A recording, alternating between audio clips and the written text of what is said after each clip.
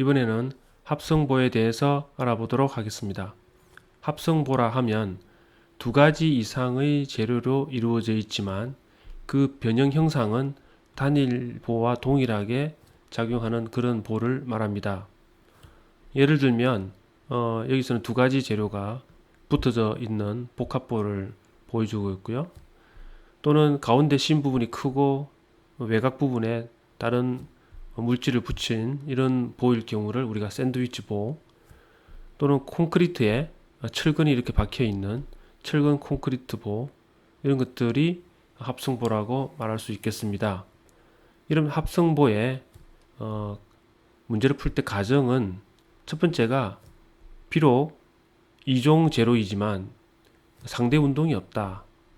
그러니까 철근 콘크리트를 보게 되면 변형이 될 때 철근이 움직이는 형태와 콘크리트가 움직이는 형태가 같이 움직인다는 거죠. 그 말은 아주 견고하게 결합이 돼서 마치 한 몸체처럼 움직여야 한다, 이런 얘기입니다. 두 번째는 굽힘이 일어나기 전후에 평면이 있으면 그 평면은 그대로 유지된다. 그러니까 이렇게 볼을 옆에서 봤을 때 처음에 이렇게 직선의 평면이 이렇게 있었다고 치면 이것이 이렇게 변형이 돼도 여기가 이렇게 직선으로 남아있다는 거죠. 만약에 직선으로 되어 있는 것이 직선이 아니라 뭐 이런 식으로 휘어져 변형되게 된다면 평면이 평면으로 유지되는 것이 아니고 이제 굽어지는 거죠. 이 같은 경우는 이제 청청이 뒤틀림이 있다는 거니까 요거는 우리가 가정하지 않는다는 겁니다. 그래서 가장 간단한 합성보 예로 두 가지 재료가 붙어 있는 복합보를 한번 보도록 하겠습니다. 현재 폭이 B고 위쪽에는 E1이라는 역류를 가진 재료, 아래쪽에는 E2라는 역류를 가진 재료가 두 개가 붙어 있는데요. 이 두 개의 복합보에 M이라는 외력으로서 모멘트가 작용을 한다고 생각하겠습니다. 이때 아래쪽에 있는 E2가 E1보다는 더 값이 크다고, 좀 더 단단한 물질이라고 생각하시면 되겠죠. 자, 그러면 이 보의 단면에서 굽힘을 받으면 반드시 중립면이 생기는데요. 중립면이라는 것은 변형이 제로인 지점이죠. 비록 그 1번 재료와 2번 재료가 여기서 접하고 있지만 이 자리가 변형이 제로인 자리는 아닙니다. 변형이 제로인 자리는 따로 계산을 해줘야 되는데요. 그걸 우리가 중립면의 위치 계산이라고 하죠. 만약에 중립면의 위치가 여기 이 지점이라고 일단 하겠습니다. 그러면 이제 여기는 접합부고요. 여기는 중립면이라는 거죠.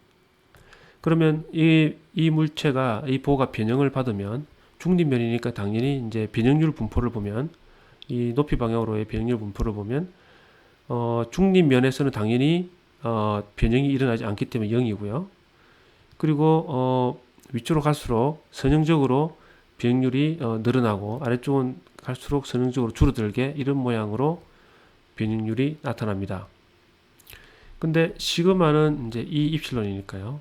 이 입실론에 이제 E를 곱하면 시그마가 되는데, 문제는 이 E가 일정하지 않고 E1, E2로 분리되어 있기 때문에 응력 분포는 조금 생각을 해봐야 되죠.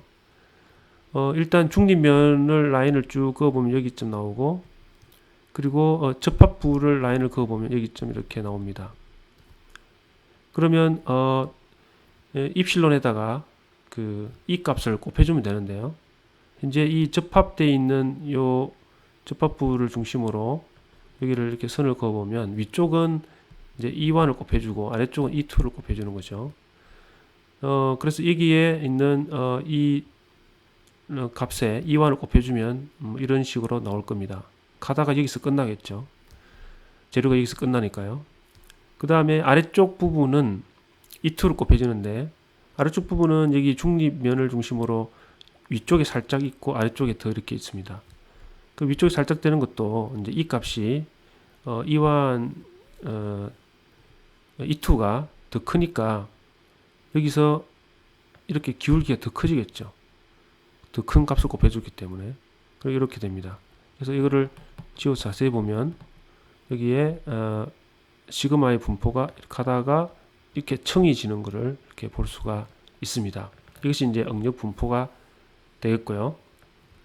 그러면 이제 이 중립면에 중립면이 이렇게 변형이 돼서 곡률 반경이 로우라고 할 때 우리가 시그마는 시그마 x1은 e1 x 입실론 x, 이때 입실론이라는 것은 로우분의 y였죠.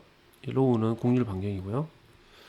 그리고 2번 영역에서 시그마 x2도 이 입실론 e2 x 입실론 x가 되고 입실론 x는 로우분의 y 똑같습니다. 그래서 이렇게 응력이 나오는데 여기 이제 시그마 x1, 시그마 x2고 이때 우리가 이제 중립면을 이제 어떻게 찾느냐면 이 면 전체에 걸쳐서 힘을 더했을 때 0인 지점을 찾으면 그때가 중립면이 됩니다. 그러니까 이 복합보가 여기를 중심으로 시그마 x1, 시그마 x2로 나눠지기 때문에 이 1번 영역에 대해서 시그마 x1에 대해서 면적 적분을 하면 힘이 되죠. 그리고 더하기 2번 영역에 대해서 시그마 x2에 대해서 면적 적분을 하면 힘이 됩니다. 이 두 개를 합친 것이 0이 되는 지점을 찾아라. 그래서 여기에 이 값을 집어넣고 이 값을 집어넣으면 로우가 일정하기 때문에 로우는 상수로서 사라지고요. 2와 2가 바깥으로 나오면 이런 식이 나오게 되죠.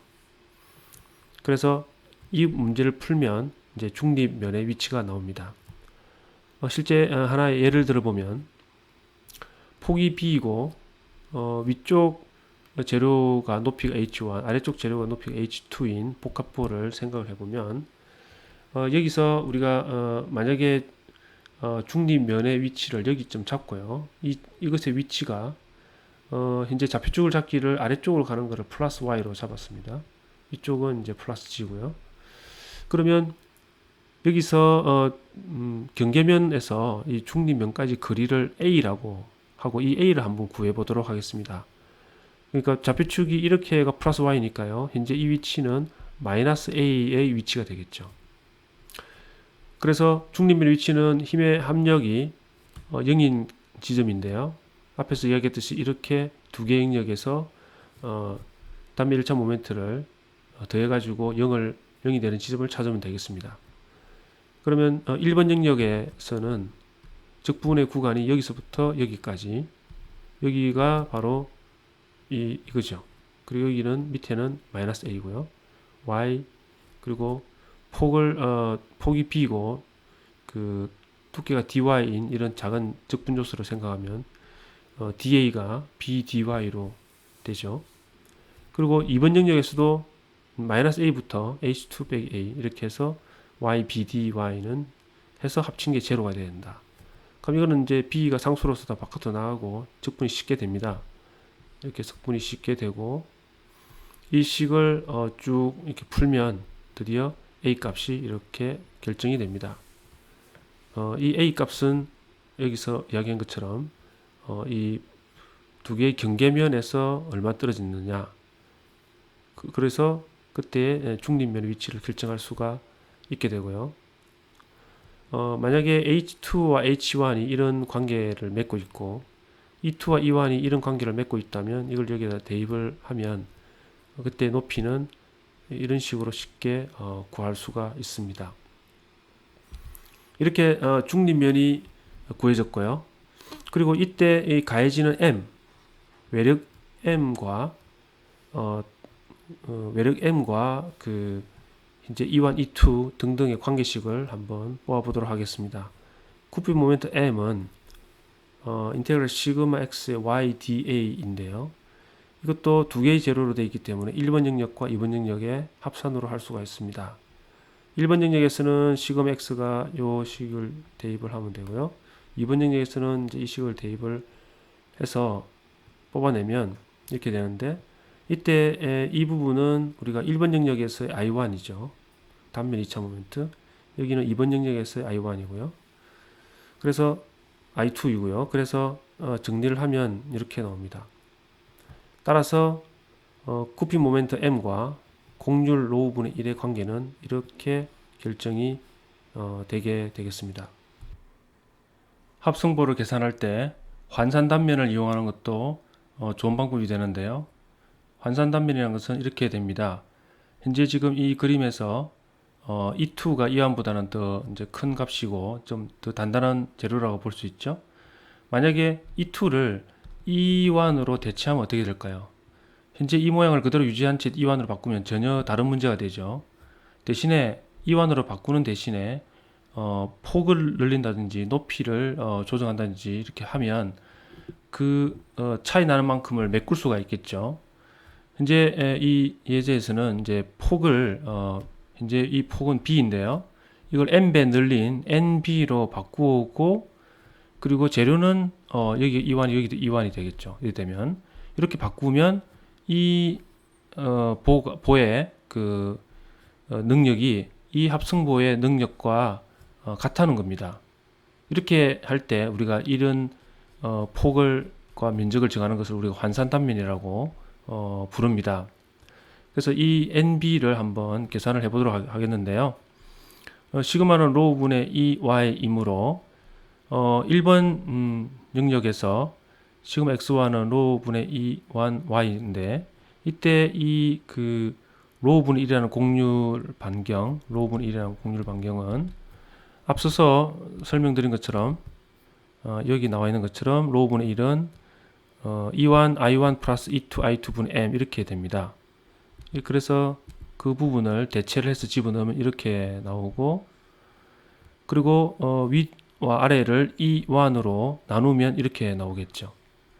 보시면은 시그마 X는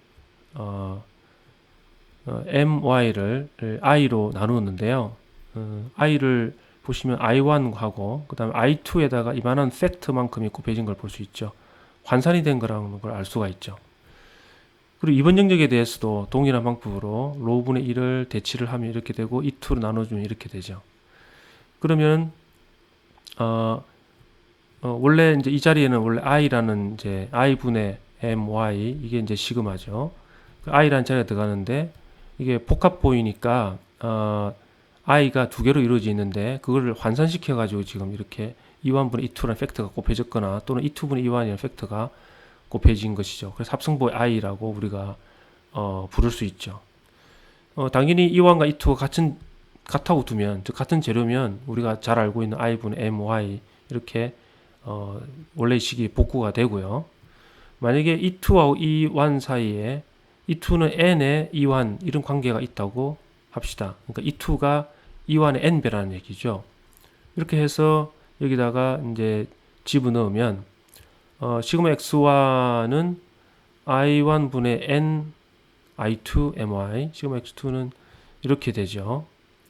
그러면 이것은 뭐냐면 시그마 X1 같은 경우는 I1 분의 I1 플러스 N I2 그러니까 I2의 N배를 하게 되고 그것을 우리가 사각단면의 예를 보면 I1 플러스 N I2라고 하면 I1은 C분의 B1 C분의 BH1의 삼성 더하기 그리고 이것은 이제 12분의 B인데 이제 N이 붙어가지고 NB가 됐죠.